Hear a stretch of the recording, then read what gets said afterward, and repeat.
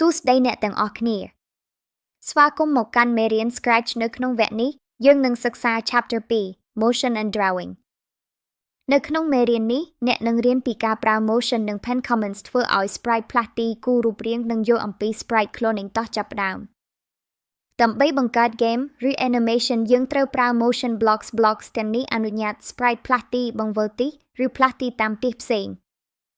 Stage ក្នុង Scratch មានទំហំ480x360 ហើយចំណុចកណ្ដាលគឺ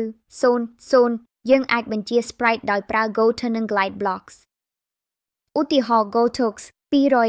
150នោះ Sprite នឹងទៅទីតាំងនោះភ្លាមគឺផ្លាស់ទីផ្ដេកហើយគឺផ្លាស់ទីបញ្ឈរបើអ្នកចង់ឲ្យ Sprite ផ្លាស់ទីយឺតអ្នកអាចប្រើ Glide វាស្រដៀង Go to ប៉ុន្តែមាន Animation ដូចជា Glide 1 Sextox 200 150អ្នកអាចផ្លាស់ទី Sprite ដោយកំណត់តម្លៃស្នើងារផ្ទាល់ខ្លួនដូចជា Set to 200និង Set to 150ដើម្បីបញ្ជាទីដោយឡែកពីគ្នា Motion Comments គិតតាម Center របស់ Sprite នោះមានន័យថាការផ្លាស់ទីទាំងអស់គឺផ្អែកលើចំណុចកណ្ដាលនៃរូបភាពឥឡូវនេះសាកល្បងអនុវត្តប្រើ Block Go to និង Sets ឯទាំងនេះតើ Sprite នឹងទៅទីតាំងណាខ្លះសាកល្បងដោយខ្លួនឯង